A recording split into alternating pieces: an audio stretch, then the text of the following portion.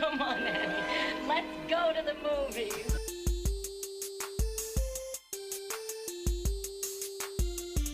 This is the Cinereelists, episode 714 and a half. My name is Kyle. And my name is James. And we're here to talk movies, movie lists, movie obsession for the next hour or so. James, how you doing on this late Friday evening? I'm doing great. Good. Yeah. Glad to hear that. Just walked my dog. We're making this recording, and then I'm going to go to bed. That's I didn't walk a dog or anything, but very similar. Going to make this recording, then go to bed. Yeah, sure. Welcome to the podcast. As Kyle said, 714 and a half. This is the rare kind of mini episode of the Cinereelists podcast. We're right between our 2025 top 10 movies of 2025 and our 2025 hangover episode. So this one, it's kind of an emergency recording. I would call it an emergency. It couldn't wait. Oh, we were just so eager to discuss this movie. I think that's it. Yeah. I think that's definitely part of it. And also nice to have a little break between, because the top 20 that took 3 hours. The Hangover will probably be another 3 hours. Nice to have a little break in between. For sure. Yeah, and the Hangover episode is like, it's, if you've never listened to a Hangover episode, there's just so many lists in that like the prep for the Hangover episode, the amount of time I put into the prep for the Hangover episode is probably equal to the amount of prep I put into all the episodes over the course of the year. You know what I mean? Completely agree. Yes. Yeah. Like it is lopsided the amount of prep we do for Hangover. For sure. But it's a lot of fun. Yeah, so. Right. The only reason we continue to do it is because it's a lot of fun. So right. It doesn't feel like work. So yeah. Well, sometimes putting it together is a lot of work, but the recording and the release, and I know people like it and I like it. And yeah. So that being said, we're not here to do a Hangover episode. We're here to do 714 and a half and talk about 28 years later, the Bone Temple. Yeah. Before we jump into that, just a reminder, there's a video version of this podcast on YouTube. Go check it out there. Support us on Patreon, patreon.com/Cinereelists. Get extra after show audio. Leave us an Apple Podcast review, 5 stars only, or send us an email. Really, what we'd like you to do is send us an email, heyguys@cinereelists.com. Link is in the description of this episode. And send us an email with your top 10 favorite movies of 2025 ranked from your favorite to your least favorite. But if you have a top 20, you could send the top 20. If you have a top 5, you could send a top 5. Just send us a list of your favorite movies from last year and rank them, and we will include them in the listener aggregate list for next week's 2025 Hangover episode. So if you haven't done that yet, you have until the end of January. That's January 31st. Just like maybe just a few days from now, probably by the time you're listening to this. So if you haven't done it yet, send us your list. heyguys@cinereelists.com. Link in the description. Link in the description. Link in the description. You ready to go, Kyle? I'm ready to go. Let's do this. All right. We're going to jump into a movie that's in theaters now. It's 28 years later, The Bone Temple, right after this clip. I've been developing an idea about the nature of the infection. When the infected attack,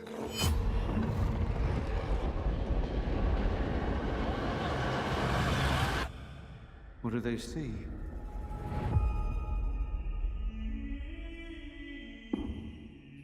Are you watching, Father? Master. Good. We travel the land. We search for souls to deliver to hell. Are you going to leave? Yes. That was 28 years later, The Bone Temple, a 2026 post-apocalyptic horror drama directed by Nia DaCosta and written by Alex Garland. and starring Ray Fiennes, Jack O'Connell, Alfie Williams, Aaron Kellyman, and Chai Lewis Perry. You think it's Chai or Chi? C-H-I. I would guess Chi. Okay. But I don't know, to be honest. All right. Fair enough. I know he plays the big guy.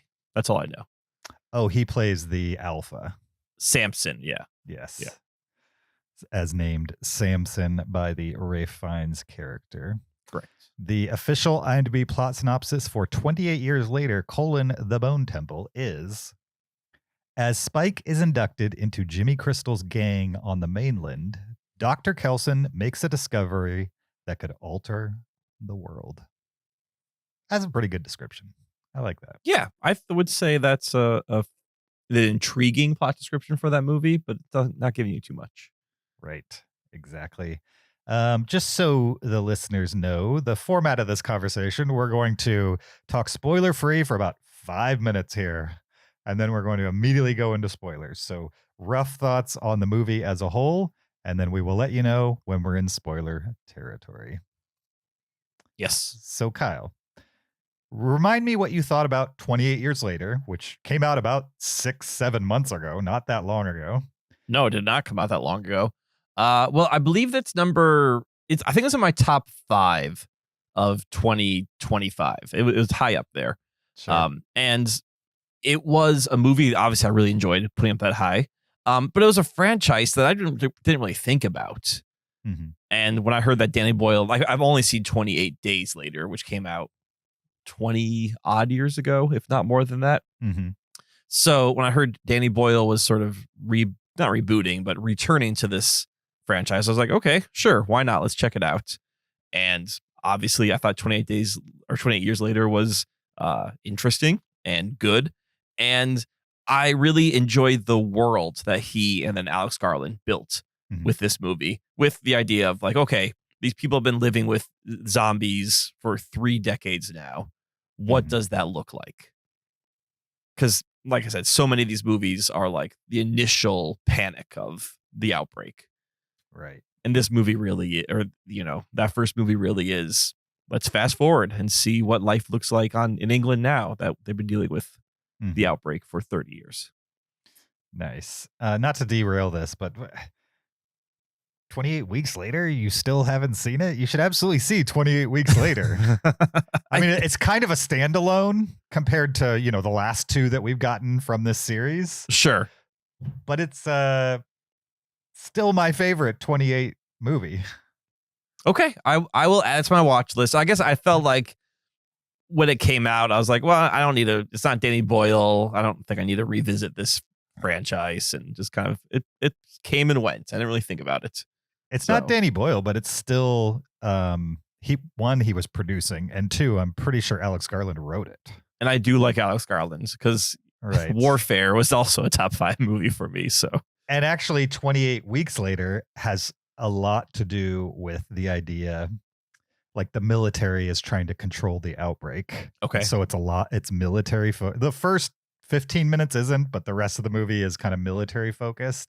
Okay. And the idea that they're trying to control the uncontrollable. Sure. Yeah. Type of thing. And there's a lot of, short of the first one, which the first one has a little bit of this, but there's a lot of themes in these movies of like governments trying to control things, and definitely into 28 Years Later and now Bone Temple.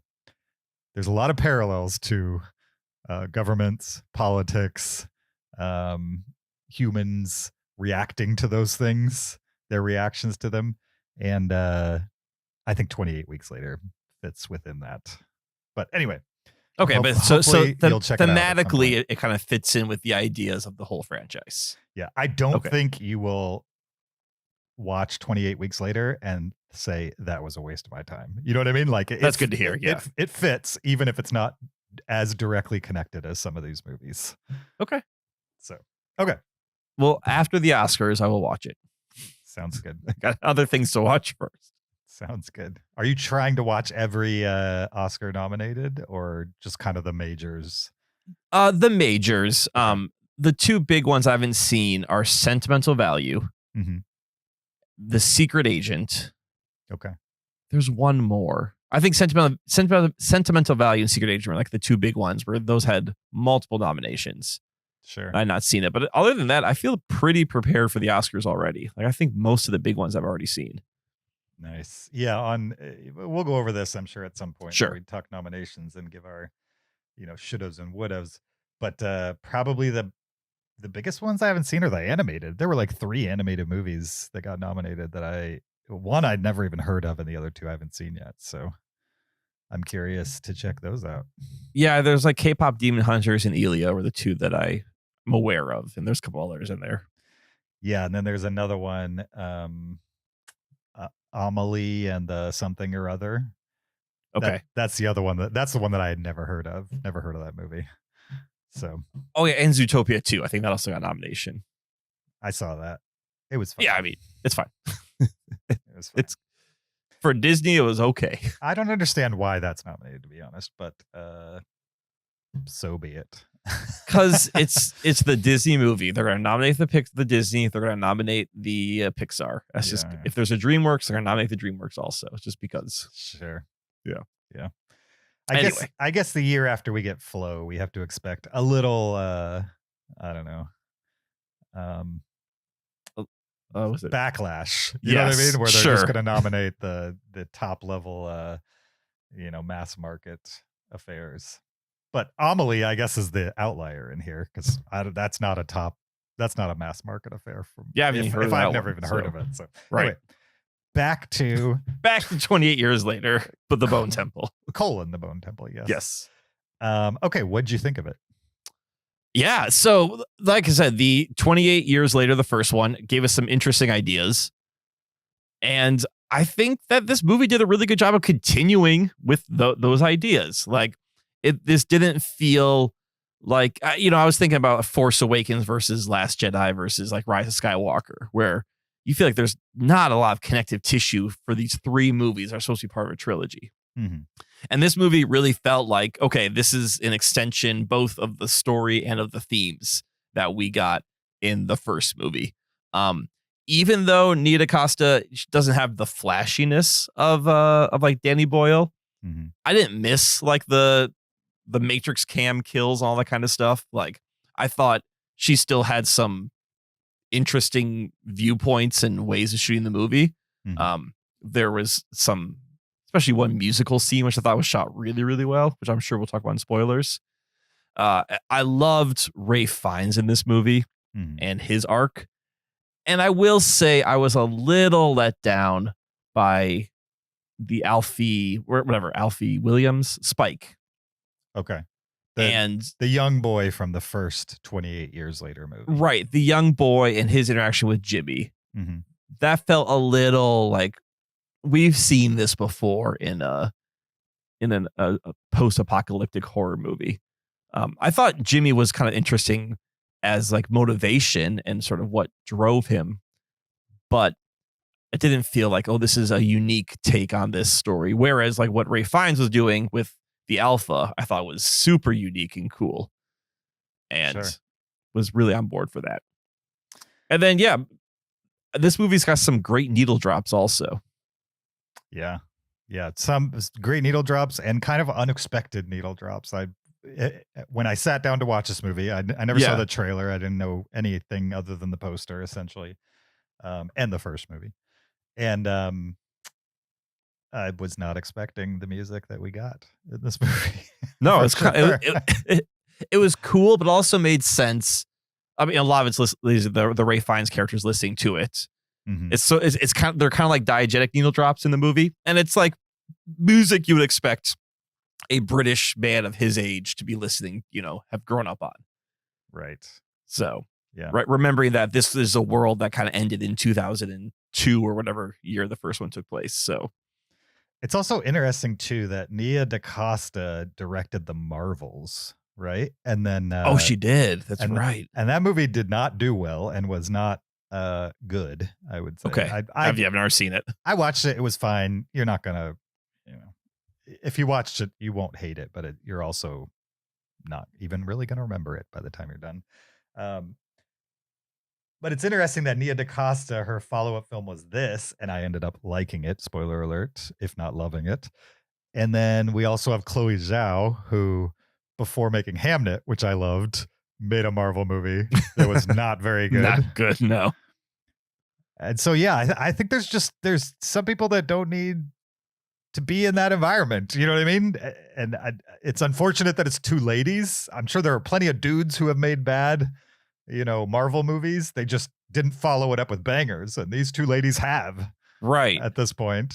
It seems like they fire the dudes, though.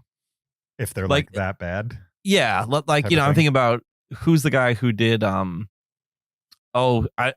terrible with all these names now. Sure. What's the movie? Maybe I could help you. He did Chronicle, right? Yeah. And then did he get fired from Fantastic Four? He didn't officially get fired from Fantastic Four, but the rumor is that they removed him and the second AD essentially directed what was left. Right. Finished it. Lord and Miller kind of parted ways over Solo. Mm-hmm. So, yeah, I mean, I'm sure this is a whole other discussion, but it seems to be the male directors they part ways and then they have someone clean it up. Right. And the female directors, maybe they leave them out to dry. I don't know. Or maybe I'm looking too much into it. But yeah, I don't know. I wish I knew more of the behind the scenes, but we'll probably never find out unless people want to talk. But it's probably career suicide if you badmouth Marvel on your way out from a movie not doing very well that you directed. So I totally respect that they're not giving the full story if there is more to it. Anyway, Bone Temple, I liked the original 28 Years Later well enough to give it an honorable mention on my list, but right. I originally gave that movie a 3.5. I still generally feel that way about it. I think it's a good entry into the 28 canon, and we're 4 movies in now. I don't see a bad movie in any of these yet. Okay, that's good. Yeah. So that's where I'm coming from. I think probably some issues that people had with the first 28 Years Later, the movie that preceded Bone Temple, is kind of that final sequence where the tone changes a little bit. You introduce a bunch of characters right at the end there, and just the movie kind of changes. It does a 180 a little bit right there at the end, and I think that turned a lot of people off.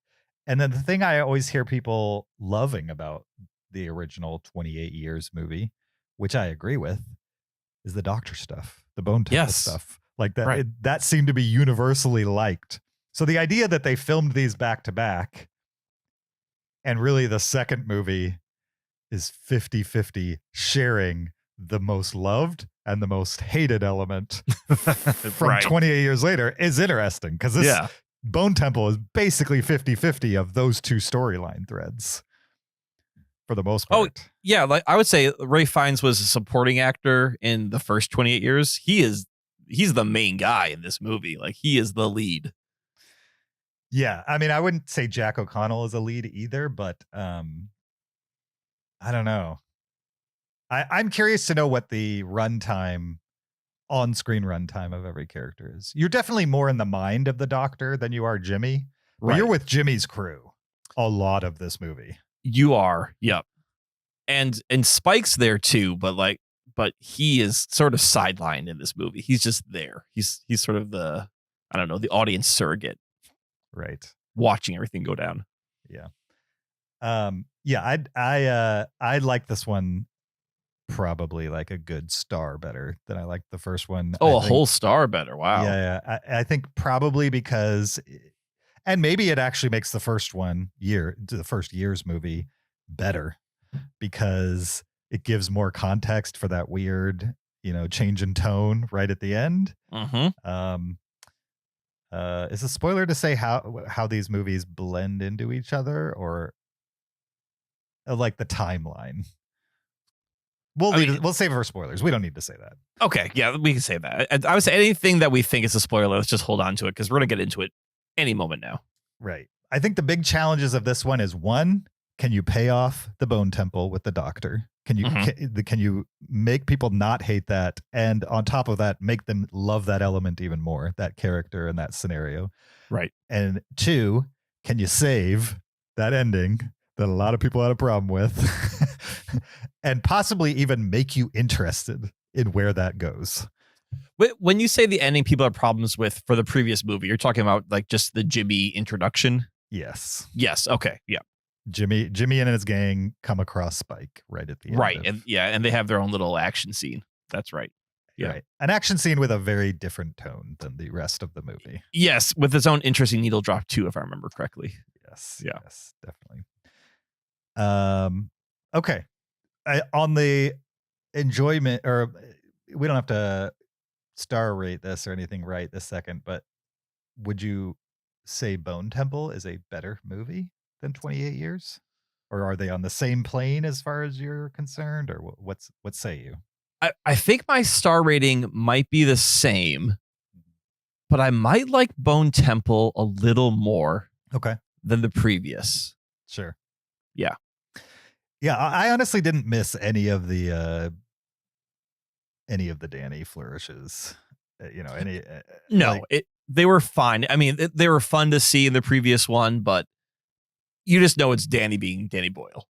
yeah, and there's a couple in here. Like there's definitely some sped up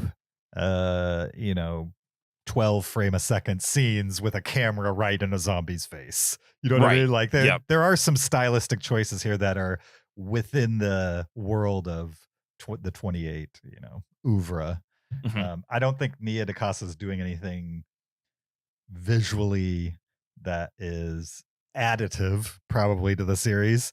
It's just really competent character-based storytelling. Yeah. And it's interesting that these movies have kind of moved away from kind of being half that and half fast zombie action. This was the movie, even though it's an infection. This was Right. the movie where people were like, "Oh, zombies can be fast. I like fast zombies. They're a little scarier than the slow plotting. I'm going to eat your brains zombies." And how the series itself has kind of been eaten by its own success because there's been so many zombie movies with fast zombies since then. That Yes, it's become the new thing. Yep. yeah, now they're here like a good 25 years later after the first one, and they're like, well, it's been done before, so we got to do something more. And it seems like they're just leaning in hard to character development, and I loved it. There are so few zombies in this zombie movie. Yeah, a shockingly low amount compared to even 28 Years. Right. Even the previous one had a lot more. Right. Because in this movie just doesn't really want to focus on what's it like living with the zombies. Like it's not the purpose of this movie. It's so much more interested in where is this world going and how are people responding to Right. existing in this world. Because at this point, killing a zombie is pretty easy. If you've been around them for 30 years, Mhm. you know what to expect. I'm not saying that no one comes out unscathed, but it's Sure. a lot it's a lot easier to deal with the zombie than if you're, a month into the infection, you have no idea what's going on and you're being chased through the streets of London. Yep, I agree. Okay. Overall, like I said, I liked this better than the last one, and I did not hate the last one. So that's a plus for me. And I can't wait to talk spoilers with you, Kyle. Ditto. Let's letterbox star review this one. I'm gonna give it. I said a full star, but 4.5 seems really high. That's coming in strong for 2026 right there. Screw it. 4.5 for Bone Temple for me. What are you gonna give it? I'm gonna give it 4 stars, but Okay. like I said, I think I like it a little bit more than the previous one. Sure. Nice. Okay. So we are now entering spoiler talk for 28 Years Later, the Bone Temple. If you haven't seen the Bone Temple and you want to stay spoiler free, you should pause it right now. Go check it out. Come back, listen to the rest of this conversation. If you have seen the movie or you don't care about spoilers, listen on, because from here on out, we're going to talk open and honest about pretty much any 28 movie, but especially the new one, Bone Right. Temple. So spoilers. Spike gets folded into the Jimmy gang. Yeah. Yeah. So, I mean, we get introduced with the Jimmies in the previous movie. Right at where, the end. Right at the end. And they like Spike's being chased by zombies or something. And then all of a sudden, like these bunch of people in tracksuits and blonde wigs show up. And then I think they're beating up zombies to punk music with like hockey sticks or something like that. Or am I misremembering? I can't remember what exactly it maybe was. But I don't know if they all have hockey sticks. I think they all have their own individual weapons, but I think somebody did. Yeah. They're very good at dispatching zombies, though. Right. They're kind of parkouring around and everything. And you're right. Very different than the previous, the rest of the movie. And you really don't know much about the Jimmies or Jimmy. Like you saw hints about him throughout the movie. Like I think that at one point in the first movie, there was a body tied up with Jimmy carved into it. He also opens the movie as a kid. So you see him during the outbreak and his father and everything. But you're like, oh, I'm not quite sure who this guy is exactly. And I don't know, us being Americans, I didn't know who Jimmy Savile was at all. Like the British presenter that he was based on, who turned out also to be like a massive pedophile. Sure. So, you know, that's something I read about later that I think a lot of British people like, oh, I know what they're referencing here. So, right. This movie opens and Spike is with the Jimmies. And I was a little disappointed that Jimmy is just like, oh, he's just another psychopath. Sure. Yeah. It was a little, I was a little underwhelmed just because he had such a interesting setup in the previous movie. Okay. Now I will say as it went on and you saw that, you know, like he kind of had he was this cult leader. He believed he talked to the devil. I thought that was a little bit more interesting because I'm trying to think like, does he believe this stuff or is he just, you know, like leading everyone on?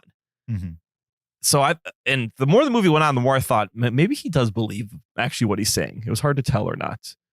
Oh, I thought it was hard to tell until he has the conversation with the doctor. And that's a good point. Basically shows his cards. He knows it's all BS.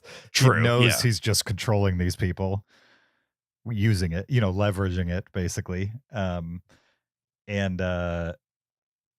Yeah, I think he showed his cards at that point. But I thought the movie did a good job of towing the line up until halfway through that conversation when you realize, oh, he knows exactly what he's doing. He knows this is all pageantry. And he does it because, one, it helps him survive to have a group of, you know, other psychopaths who will just dispatch zombies for him. Who do his bidding. Among like other horrible things. Yeah. Right. He never does any horrible acts, does he? I mean, not that we've seen. I imagine he has though. Probably, yeah. But at this point, he has people who do it for him. Like, obviously, he tells them to do these horrible, like terrible things. Right. Like, did Hitler ever put a gun to somebody's head and pull the trigger? I don't know. But still a pretty awful guy who got a lot of people to do some awful stuff. Oh no, I'm not excusing Jimmy because we never saw him do anything awful. I just thought it was interesting that he was fine telling people to do awful things. Absolutely. But we never saw him actually do anything as terrible. And clearly comfortable watching them do it too. Like he got off on the idea that they were doing it for him. Right, exactly. Yeah. So Jimmy, as Kyle said, is set up as a child in the beginning of the first movie. At the end of that movie, he pops in, does a number, takes Spike. This movie starts. Spike is now getting initiated into the group. Spike clearly does not want to be in this group, but he really has no choice. It's either be in the group or they're going to kill me, basically. Oh, he does the Joker thing where it's like, you're going to fight someone and whoever survives will be part of my group. Right. Yeah. And so throughout the bulk of the first half of the movie, we're kind of following around Spike and Jimmy and his gang, and Jimmy's getting his group to do unspeakable things to other human survivors, and trying to push young Spike into being one of his followers, essentially. Yes. A finger is actually what he calls them. Right. A finger. Because supposedly he's the hand of Satan and these followers are his fingers. Correct. Exactly. Essentially. And he has 7 fingers for whatever reason. Yeah. I don't know biblical. This is where we need Zach to be like, hey, Zach, does Satan have 7 hands or 7 fingers? Where does that come from? Yeah, I don't remember. Certainly Zach's more studied in this, but I don't remember anything in the Bible talking about fingers. Okay, yeah. There's certainly references to the hand of God, but I think the fingers part maybe is made up for the movie. I don't know. It could very well could be. Yeah. We're not the experts here. Yeah, so Spike doesn't want to be in the group, and you're definitely shown that the other fingers are they're true believers. They've been convinced that Jimmy is the right hand of Satan, and that they are doing the work that's necessary, essentially, to cleanse the earth of whatever the issue is. Which they don't go too deep into. It's more just Jimmy runs a cult, and those are his cult members, and they will do anything he asks. Exactly. And I mean, he basically runs the cult so he could scavenge off of other humans and then punish them sadistically, because why not? Again, we now know that it's all BS, but he's using it as like, oh, we must cleanse the earth and they're believers. But I do wonder, why does he want to do it? Because he has an interesting backstory where, like, he sees his father welcome. Remember his father's the priest in the first movie. And like his father's sort of like, oh, the cleansing has begun. Or you know, it kind of welcomes the zombies or the rage, whatever you want to call it. So I don't know, I guess I was thinking that, what if he actually was a true believer?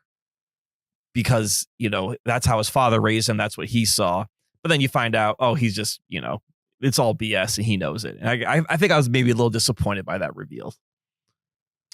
Interesting. See, I liked it because clearly there's like a personality malfunction going on here in Jimmy. He's a psychopath. Yeah. Right. But also he's manipulating other people to survive this. You know what I mean? I think that's probably how this started. And he's had such success at it that his ego has gotten away from him at this point. Sure. Yeah. But when the truth of the matter is placed in front of him, he still understands reality. And the reality is he's not the hand of Satan. He is fooling these people, and he needs that to continue. Right. Okay. So that's what's going on with the Jimmy gang in the first half of the movie. Meanwhile, you've got Dr. Kelso. I want to mention one more thing in the Jimmy gang. Go ahead. So there is one Jimmy who takes, I guess, pity on Spike. And that one, I had trouble figuring out, do you think she was also a true believer, or did she kind of know this is all BS, but I'm just here for survival? No, I think she was a true believer. She just still had some empathy left, especially for a young person, maybe not for grown adults, but I think she understood that, like, Spike was much younger than everybody else. Yes. Than all the other fingers, and that he was having a hard time with what they were doing. Yeah. And so I think she was being nice to him, kind of to help him assimilate, but also for him to understand that, like, this is how it is. If you don't do it, you're going to die. You know what I mean? Yeah. Right. You gotta play the game to survive. Right. I know we'll get to it because eventually the two storylines converge. And at that point, it felt like she kind of knew that Jimmy was full of of crap, but also still believed in, like, the mission, just that he, not that he was the arbiter of that mission. Sure. So I don't know. We can discuss that as we get to that moment. Okay. So yeah, that's the Jimmys. They're running around torturing people, and poor Spike is just, you know, beside himself that he has to witness these terrible things and doesn't want to partake in it. Right. Meanwhile, you've got Dr. Kelso, the doctor Kelson. Yeah. Who created the Bone Temple from the first 28 Years movie. He's still at the Bone Temple. He's still, I believe, in the first 28 Years movie, wasn't he already kind of shooting the alpha zombie with a dart to slow him down? Wasn't that in the first one? I don't remember, to be completely honest. I think he might have been. Yeah. Even if it wasn't, in this one, the alpha from the first 28 Years movie is back, and Dr. Kelson, played by Ray Fiennes, is shooting him essentially with heroin darts, which essentially stops him from raging And over the course of the movie, you see him giving this specific infected, the alpha, bigger and bigger doses, longer doses, and realizing that like he can, it's not necessarily just slowing him down so that he doesn't attack Dr. Kelson. He's seeing like a physical change in this infected alpha. Yes. Like he, not only is he mentally just slowly getting more clearer from the rage virus, but he's also some of his physical attributes, like the coloring of his face, you know what I mean? And the bloodshot eyes. Eyes, all of that is slowly kind of dissipating compared to where it was.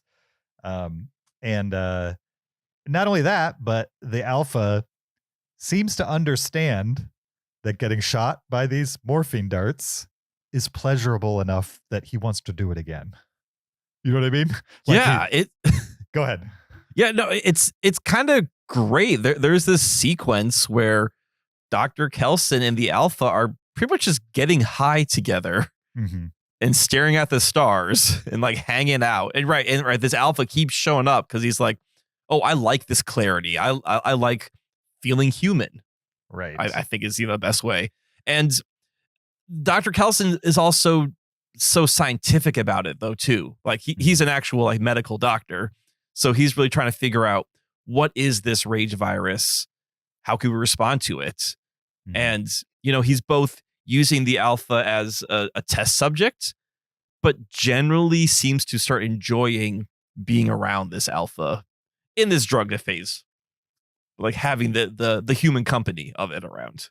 Yeah, and it's interesting because on the one side, you've got the Jimmy story where Jimmy has lost all of his humanity. He does not care about other humans. Right. He will do anything to exploit them, essentially, for his own gain. On the other hand, you have Dr. Kelson, who could very easily just avoid probably all infected for the rest of his time on Earth and be perfectly, fine. But instead, he chooses to see the humanity in the infected. Yeah. Which are already lost to most people. You know what I mean? The vast majority of the people who have had to deal with these infected don't think twice about getting rid of one.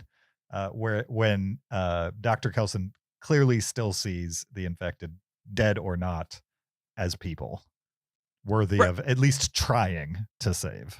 Yeah, because like so often in these movies, the idea is like, oh, you can kill that infected. That's not your dad anymore. That's just a zombie. That's not your child. Right. And in this movie, Dr. Kelson's saying like, oh no, that person is still there. They're just clouded by this virus. Right. But you see, like, I think there's still a human underneath all the rage. And that's an interesting, that's a novel take on the zombie of saying like, no, it's still a human. It's just, you got to find the humanity behind it all. Absolutely. I loved that they did that because it's been in the 28 series discourse forever that they're not zombies. They have a virus. They're raging. It's a rage virus. Yeah. And so it's never really made a lot of sense why they would do that compared to just making them zombies. You know what I mean? Just say they're zombies. I mean, I remember talking to friends and being like, it's a zombie. We'll just call him a zombie. Right. This is the first time in the storyline of these movies where they're like, no, we're actually going to leverage what we've done in the past by not calling them zombies, making sure it's clear that this is a virus, and use that so that we can tell a unique story around this very common horror trope. And so I really loved that, and I liked the way they executed it. It had heart, it had humor, it wasn't without suspense for sure, and somehow they made me care about an alpha with the rage virus. When he goes back to the bus and all the other infected turn on him because they can sense that there's humanity left in him. Yes. I was like, no, don't kill the alpha. Can he still defend himself? You know what I mean? Can he still rage enough to defend himself? Right. I loved that moment in the movie. Yes. And there's another moment where Dr. Kelson is realizing he's running low on drugs, and he thinks the humane thing to do is essentially put down the alpha. Yeah. Right. And I was just like, please don't put down this alpha. Like I cared about this who's presented as a monster in the first movie. Like you see, it's this big naked guy and he's ripping heads off. Like that's all he does is just rip a head, like Predator style, head and neck, like a vertebrae just right out of the body. So in the first movie, like he is a formidable foe. Sure. In this movie, you're like, no. You can care about this rage monster because there's more to it than that. Yeah. Yeah. I also liked when they started doing the flashbacks of him on the train. It totally made sense that he had stuck around the train. You know what I mean? That was kind of like the last place he remembered. Oh, good point. Yeah. You know, being human. So, or at least had a memory related to the train. I loved that the infected, at least under the care of a doctor, could have their memories return kind of slowly and in fragments. I like that. I also Which kind of shows that this thing is treatable. Yeah. I also loved the doctor's explanation of why he hypothesized that this was possible. The idea that like an infected could rage against a baby. And so it's like, why, even if you're infected, would you come after something so harmless? Like there's not a chance it's ever going to hurt you. Why would you, act all psychotic about it? And it's because they're having visions. You know what I mean? They're not only completely out of their mind, but they're not seeing things as they are in real life.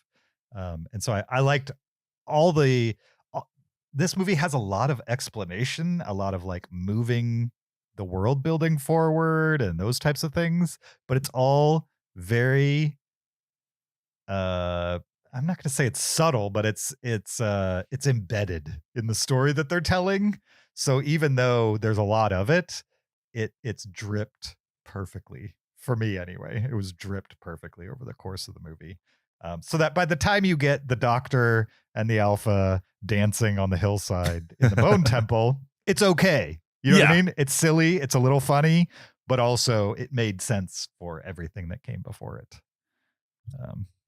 And you have a good point. There's not a lot of exposition dump. There we go. In this movie, at no point is Dr. Kelson like, okay, Spike, here's what I think, and like lay it all out. Like, right, he's just sort of talking. He's talking to the alpha, who he doesn't know if he can listen or not, but slowly throughout these sequences, he's kind of like formulating his thoughts. And yeah, as an audience member, I appreciated the fact that it felt natural to the movie. And we didn't just stop the movie to like explain everything that was happening.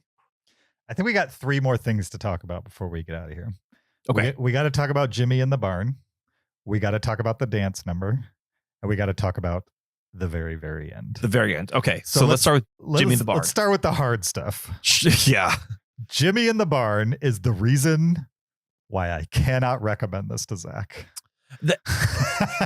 It got to be a little much for me. I was like, this is a little grisly right now. I closed my eyes, and I'm 48 years old, and I've seen some stuff in movies, and it was probably the most brutal these movies have been. Yes, as we'll just say he's flaying people alive. What was he called? Like to shirt them, degloving them. Yes, like essentially removing the top skin as they're alive. Yeah. Ugh. And you see them, they're hanging there and they're moaning and writhing, and it's bad. It's gross. It's bad. And it went on. Yeah.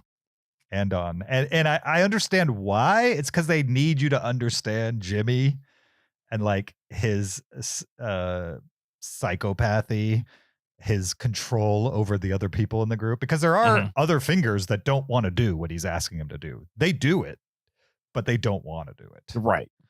And so I understand that you kind of need that, and you need the opening scene in the pool in order to get to the point where he's a threat to Dr. Kelson.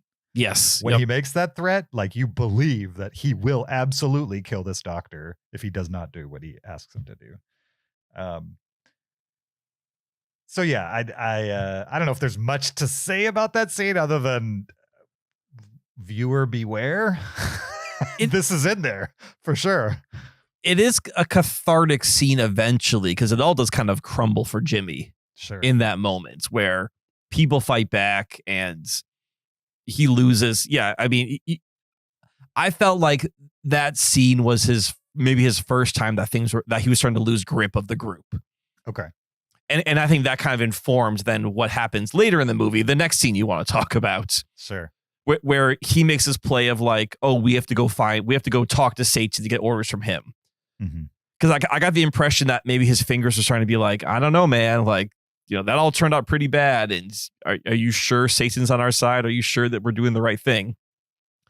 Yeah. So then he used the opportunity of like, oh, there's this crazy guy who lives in a bone temple. I'll say that's my dad. And, then that'll convince them that, we must continue this journey. Sure. Yeah. I think the girl who's helping Spike, one of the fingers that's helping Spike. Yeah. I think she's a true believer, but also when she sees who she thinks is the devil, which is Dr. Kelson, he's covered in red iodine. And so he looks a little weird. Plus he's like cavorting with the infected, and who else could do that but the devil in her mind. It lives in a temple of bones, of human bones. Right. Which in the first movie, you see that you're like, who is this twisted guy? And then you realize, oh, this is like a memorial to the humanity. Right. But on its face value, it's super metal, but also like not what you'd expect from a good guy. Or a doctor. Right. You know exactly. Like, yeah. It is a little weird. Let's be honest. It's 28 years later. And so this doctor is he's been out there for a while. By himself. Yeah. By himself. Covered in iodine. Right. And so he's still a doctor. He still generally seems to have a reality, a good moral center, but also he's eccentric for sure. Yeah. He's also melting the skin off of bones to make a memorial again for humanity. It's not because he's twisted in like, he's like, oh man, this isn't this cool. It's like, let's remember who used to be here. Yeah. But that was his way of doing it. Yeah. Okay. So one of the fingers finds the doctor, comes back to main Jimmy, and says, hey, I found the devil. We should go talk to him. He'll be able to confirm that you're, his son and that we're doing the right thing. And Jimmy's like, okay, we'll go do that. He has a one-on-one conversation with the doctor and basically says, I know you're not the devil, but I need you to pretend like it because I still need to control these people and they believe you are the devil. And so if you don't do what I say and basically confirm that I am, that your hand and that we're doing the right thing, then I'm just going to kill you. And so Dr. Kelson agrees. And how awesome was that scene? Is those two talking? It was great. Right. Because like they both knew who each other was immediately. Like Dr. Kelson knew, oh, this is a psycho who will kill me. And Jimmy knew, hey, this guy is my meal ticket to keep my little cult from crumbling. And it was like they both needed each other, or they both were scared. I don't know. They just had this perfect relationship of like, we have to work together, but we don't want to. Right. For our own self-preservation. Definitely. And so they basically get one night before Jimmy brings his fingers to the doctor to essentially convince them that Jimmy's doing what he said he's doing. And over the course of that night, the doctor prepares to essentially do this performance for Jimmy. To put on a devilish show. Right. Yeah. And then probably the best scene in the movie happens. It's the scene I'm going to remember from the movie for sure. 100%. I think it's a scene that everyone remembers from this movie. Yeah. What you happens? Texted me and you said, there is a great music moment you're going to love. Yeah. And you were 100% correct. What is that scene for people who haven't seen it? Yeah. So he puts on, so it's nighttime. The bone temple is all lit up with eerie candles. The Jimmies show up. And then Iron Maiden, Number of the Beast, starts playing.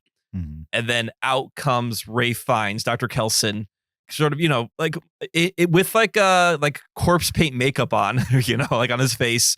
And he's singing along and like dancing around to Iron Maiden while he's doing pyrotechnics in the background and like lighting things on fire. Right. And it's just like this great, like this guy's like, you want a devil show? I'll give you a devil show.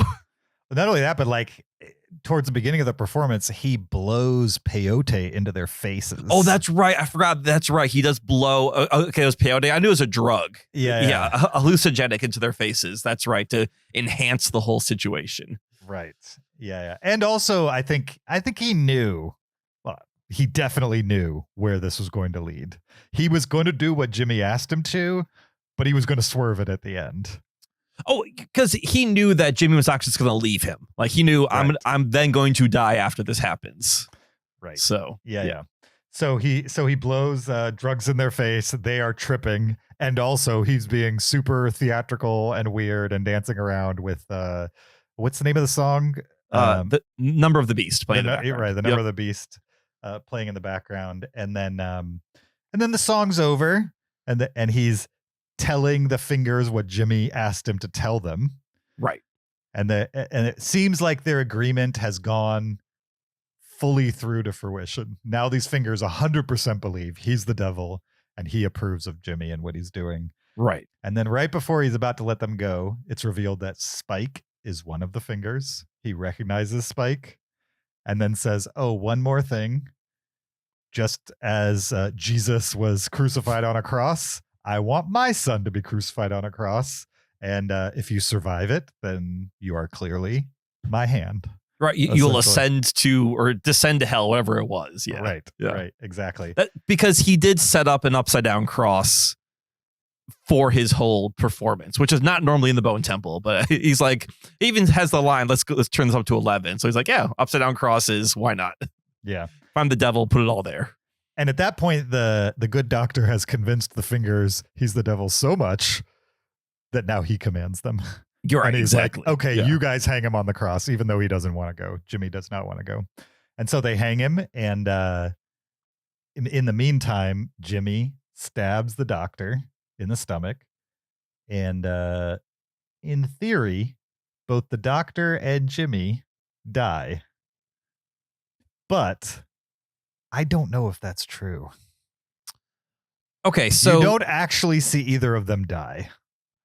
I got the impression that, right, because Jimmy stabs the doctor before he gets crucified Mm-hmm. to be like, hey, this guy's in the devil. This is all, for show. But at that point, the fingers were like, nope, you're going up there. Or there's a little finger revolt that goes on, right? The good finger, we'll call her. Doesn't she sort of then fight back? And She, I think, is the true believer. She's the one that thought he was the devil, that convinced Jimmy to go there yes. and see him. And now that he's proved he's the devil through this theatrical performance, she will do anything he says over Jimmy. That's right. So she fights back, and right, Jimmy ends up crucified upside down on a cross.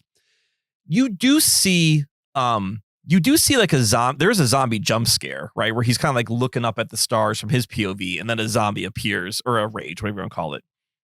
Do you? I thought you see the alpha, and he's hallucinating that the alpha has devil horns. You see that, Right? and then he kind of looks up to the stars. Oh, and it's right very after quiet. And then like there's like a jump scare of like a zombie showing up. So Gotcha. I got the impression that he got eaten on the cross by the zombies. Yeah. That's fair. I just didn't remember that sequence, but Okay. now that you're talking about it, I still don't remember it, but I believe that it's Sure. there, for sure. But definitely what you don't see, the alpha picks up the doctor and walks away with him. Oh, that's a good point. And the doctor is not, they have not clearly laid out that the doctor died. Definitely was stabbed in the stomach, definitely headed that direction. Maybe he did. They just don't. It's a real Solo situation here. Yes. Yeah. Where you would think he died, but they did not explicitly show it. I think I would be okay if Ralph Fiennes did not come back in the next movie. Just because I think Dr. Kelson had his arc of these two movies. Sure. Well, that leads us into the final scene. Into the final discuss. Correct. Yep. So at the end of the movie, right after, that sequence at the Bone Temple, you're now in a little cottage. There's a girl doing her homework and her dad's helping her do her homework. And then it's revealed her dad is Cillian Murphy from the first movie. Right. Still alive. Alive. And now it's 28 years later. And so he's a little older. And they look out the window, they see Spike and the good finger running from the infected, and they decide they're going to go help them. End of the movie, essentially. Yes. So the rumor is, no, not the rumor, they've definitely said that this is a trilogy. 28 years is a trilogy. Yep. They want to make 3 movies. They shot the first 2 back to back. The third depends on how the first 2 do. I think they're going to make the third one. This is now the second highest grossing 28 movie of all of them. And so even though it's not doing as well as the original 28 Years Later, I would be surprised, especially with how kind of low budget these are, if they did not make the third at this point. Especially, also, this is getting, even if it's not making box office, good word of mouth, and critics love it. For the most part. I mean, critics love it. It has at least one scene that people are talking about that we already discussed in length. Yeah. So, yeah. I really want a third movie of these. And I think it'd be kind of cool to center it around Cillian Murphy's character. Yeah. You know, who's been surviving. And I guess I could see Kelson coming back just because they haven't fully tied up what's going on with the Alpha. Like, that seems like a loose thread. Yeah, what's going on with the Alpha, and also, I mean, I guess maybe this is part of the tragedy, especially if Dr. Kelson is done as far as the storyline goes, is that he figured it out. You know what I mean? He figured out the way back. Right, yeah. The way back is treatment, therapy, which is weird for a movie to kind of be like that, but that's what it is. The antipsychotics is the... Right. Yeah. Antipsychotics and what's the word? Empathy, I guess. Like, he had to have a level of empathy to drop the guard long enough to allow that big alpha guy who could rip his head off at any moment's notice to be like, I'm going to trust that behind that rage is a good person who doesn't actually want to do what you're doing. Right. Like, I want to find the human behind all that. Right. Yeah. And that is a total change from almost all zombie movies, and a change from this world as well. And so it's such a shame to have gone, 3 hours plus of infected movies only to have that knowledge completely chopped off. Yeah, that's good. Right. I mean? That would be disappointing to be like, oh, we have the answer and that guy's dead. Yeah. I mean, they could not have that and have other surprises that we're not expecting that could fill that hole, but it just feels like such a shame that finally somebody in these worlds figured at least a glimmer of hope. And yet it's just going to die with the doctor. All right. I retract my previous statement. I hope that Dr. Kelson is in the third movie just for the hopeful ending that we could get. Yeah. And also, do you think, so the other question I have is, did the alpha that I hope is answered in the next movie, did the alpha get enough treatment that he broke the fever? So that's what I was unsure about. Because Kelson's big breakthrough was, you're seeing something that's not there. And we kind of see that in one of the sequences where the alpha is killing a human, and we get the alpha point of view, and the human looks like a monster. So you're like, oh, okay, this is the whole idea that their mind is deceiving them. So yeah, my question is, do you give them antipsychotics once and they're cured, or do you have to keep like a course of it going? Is this like a constant treatment kind of thing? Right. And I think it's definitely shown that you give them the treatment once and they will revert, but given it over time, the reversion is not near as severe. Correct. Yes. And so did he get the alpha to the point where he's still a little infected for sure? He still can only say a handful of words. Oh, by the way, they speak. Yeah. Oh, he says moon, and then he also says like no ticket or something like that. Yeah, something like that. Yeah. He actually says a sentence at one point. Yeah. So maybe like if they had continued treating him, maybe he could have come back like to almost a full human again. Sure. But did he get far enough that people will understand without the doctor being in the picture that something happened to him and that's why he's a good infected now? Mhm. Yeah. I don't know. I think that's a question for the next movie for sure. Yeah.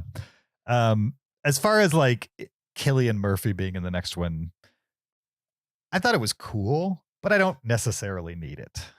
I know a lot of people were kind of like they wanted the first movie for Cillian Murphy to show up in it, and then when it didn't, a lot of people were like, I don't like it. Especially with that weird ending with the Jimmy character. Oh yeah. Now they've got that, and it's kind of like I don't know. I'm sure Alex Garland will make it interesting. But I don't really care what happened to his character, to be honest.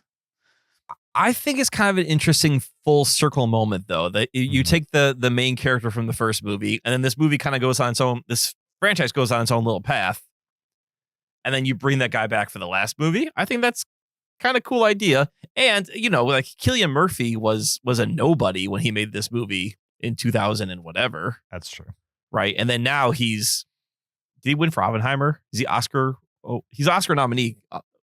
Yeah, I'm pretty sure he won. I'm pretty sure he won too, right? So he's Oscar winner, Cillian Murphy. He is this recognizable face. Yeah. Many people find him attractive. So I could totally see them centering the final movie of this franchise around him. You don't find Cillian Murphy attractive?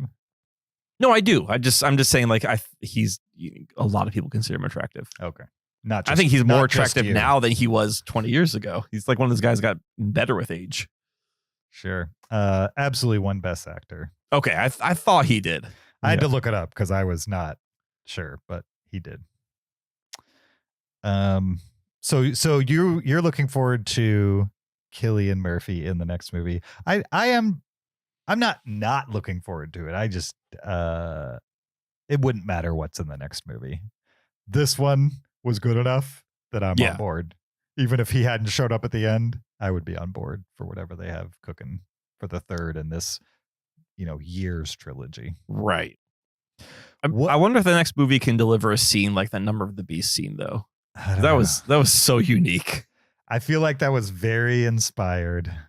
Honestly, the whole, like, when they were showing the Jimmy Barnes stuff, I was like, where is this going? This is hard for me to watch. Yeah. I'm not enjoying this. And they just go back to the doctor. You know what I mean? The doctor stuff is like kind of life affirming in a weird way.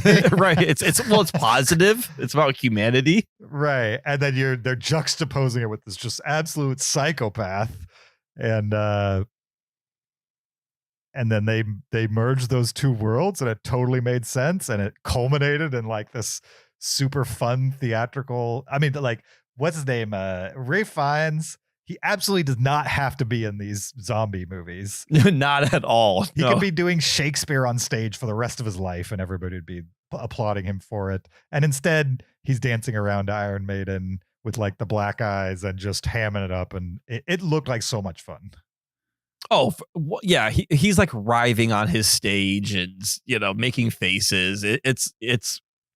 It really is an incredible moment, incredible performance from a guy, right, who's 100% on board with this being in these movies. Yeah. Anyway, the movie sold me as far as that goes. I kind of wish the Jimmy stuff didn't have to be quite so harsh. That way I could recommend it to more people. But if you have a strong stomach, if you've seen, I don't know, the worst of the horror movies, like The Martyrs of the World and stuff like that, it's no worse than that, but it's not your typical, it's not a PG-13 horror movie. No. It's pretty intense. Yeah. Hard R for hard R violence, I would say. Yeah. Not even violence, torture, essentially. So just be warned, but also there's a lot to kind of have fun with in here. Yeah. As well. Okay. Before we get out of here, I have a quick question. Mm-hmm. Let's say the third movie comes out, third movie in this years later trilogy. Okay. Now they got to do decades later. 28 decades later would be 280 years. I kind of wonder if 28 years later, part 3 is going to be, we have a cure. Not that we're going to see it all cured, but just kind of idea of like, we figured it out. Because remind me, isn't this only happening in England? They're very careful not to say. I thought the previous movie said that there's blockades and they shoot anything that leaves the island. So there's definitely, you need to watch 28 Weeks for sure, because they go way more into like what is quarantined and what is not. Okay. But it's a rage virus. Like you can't contain it. but I mean, it's not like COVID where it takes 5 days to incubate. Like it's one of these things where you get it happens instantly. So like, once someone has it. Right. But like one person gets it on a boat and then the boat arrives. And unless you're shooting everybody on the boat on site. Yeah. Okay. Or maybe you're nuking. I understand what you're saying, and maybe it would be possible, but why wouldn't they just nuke the entire, why wouldn't they just nuke the island? Yeah. If they know there's absolutely no chance of coming back, and nobody's done that yet. You wouldn't even have to nuke it. Just fly over it and just shoot until all the infected are dead. We use napalm or cluster. I mean, you could carpet bomb. There's a lot of traditional things you could do to just decimate the population of England. Like from the U.S., do you think we would just sit there and let that exist over there? No, remember Ebola like 10 years ago? All right. We can't even leave Greenland alone. Jesus. My goodness. To all of our non-American listeners, I'm so sorry. No, for sure. No one on this podcast voted for this. So for sure. Yeah. Anyway, I hope they continue it. I don't know what a 280 years later looks like, but I think it'd be fun if it was like all of a sudden a sci-fi movie or something like that. Yeah, right. I totally see it's a sci-fi movie with like laser guns, but there's still the rage virus or something. Or maybe they explain the work Dr. Kelson did over the next 100 years. Yeah. Became a treatment process, and we treated our way out of the virus. And now society has had another 180 years on top of the 100 it took to get to the cure. Now we're at 280 years to like start to build itself back up, and then something else new happens and the virus is back or something like that. Oh, okay. Yeah. Right. So it's barely even a zombie movie now. Now it's just like humanity rebuilding. Yeah. I don't know. I'm clearly not, what's his name?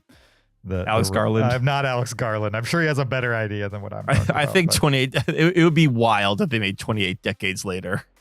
It'd be great if they could pull it off. Yeah, for sure. And of course, Cillian Murphy will still be in it as a zombie now. I don't know. At the end of the third one, he'll be turned into a zombie finally, and then he'll be still running around 280 days later, years later, decades later, whatever. You got it. All right. So a 4 and a 4.5. Yeah. For 28 years later, The Bone Temple. Go check it out if these types of things are up your alley. And even if we scared you with the Jimmy scene, just close your eyes like I did. That's fine. You'll get through it. Yeah, it's, you don't hear a lot. They're mostly quiet. It's one of those Reservoir Dogs moments where there is definitely some grossness on screen, but the vast majority of it is off screen or blurred in the background. It's just so discomforting, just the idea of it on top of the sparse visuals. Mm-hmm. It's enough to make you squirm. Yeah, 100% agree. Yeah, for sure. All right. Thank you for listening to this 714 and a half episode of the Cinereelists. We appreciate your listenership. Don't forget, check out the video version, support us on Patreon, leave us an Apple Podcast review, or send us an email, especially with your top 10, top 20 of 2025 to be included in the listener aggregate. You just got less than a week, basically, to get that into us. Yep. We've already gotten a ton of them, probably more than we ever have, I imagine. We've got a good number so far, which is great, but keep sending them in. The more the more we get, the more representative it is of like the listener favorites. Definitely. Also, you can follow us on social media on Twitter, TikTok, Instagram, or Facebook at Cinereelists, or you can also follow me on my personal Blue Sky or Letterboxd account at YoJRB. You can find me on Letterboxd at PeterSKB. We will be back next week with the 2025 Hangover, and Zach will be back. So look forward to that. We'll see you there. Until then, keep it cinereal.